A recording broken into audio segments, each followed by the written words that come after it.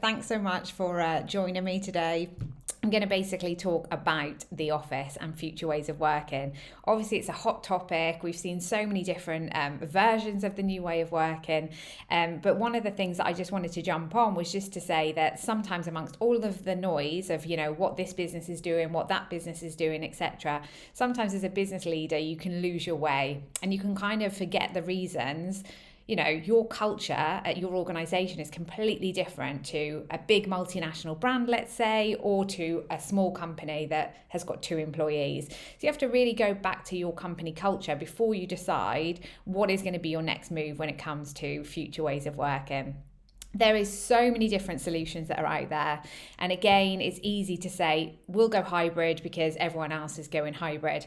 Actually, on the point of hybrid, there's a funny little acronym that I've come across in the real estate world where they say that people are twats. You heard me right, working in the office on a Tuesday, Wednesday, and a Thursday. Now, I wouldn't say that's a positive or a negative, but what I would say is it's silly to do that if you're doing it because that's just what everyone else is doing. In Wales, we say, don't be a sheep. Another story. But basically, when you're deciding what your future ways of working are going to be, you have to go back to your company values and purpose.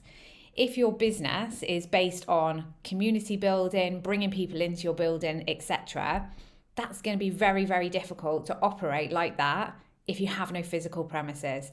Now, obviously, you can still invite people into a shared office setup or to a hotel, to dinners, etc. And so there are still ways around it, but it does send a very strange message if you're saying you welcome the community in, your doors are always open, and you have no physical place for that to occur. So these are all things that you need to consider. So my top tips really are just go back to your purpose, to your company mission statement, and also think about attracting and retaining talent. There is something that has to be said around, the need for more flexible working, the need for more diversity, equity, and inclusion within organizations. And when we think about the ways of working, that influences all of those things. So there is a big cultural piece around that. The need for more flexibility is super important. But it shouldn't be a simple thing that we're going to do this just because everyone else is doing it. So I did read over the last couple of days that there's around 30 businesses in the UK at the moment that are also trialling a 4-day week. So they're going to get paid exactly what they would for a 5-day week, but only work 4. These type of trials and new controlled ways of trialing something are just so good. And I think that's the other thing as well. If you're running an organization, don't feel like everything you're deciding today has to be fixed. You can always go out to your business and say, we're going to trial it.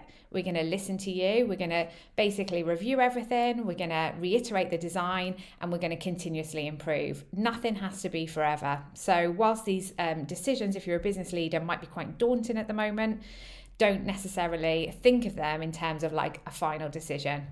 And with anything like this, your team and your employees need to be involved in the process. It's really silly to come up with a great way of working that you think is a great way and you haven't asked your team. So yeah, hope it helps. If you need any further support on this, obviously reach out to me. It's what we specialise in at Invigorate Spaces. And in the process, obviously ensuring that the wellness of your staff is at the forefront of your mind with any decision that you make. All right, guys, well, have a great week and speak to you soon.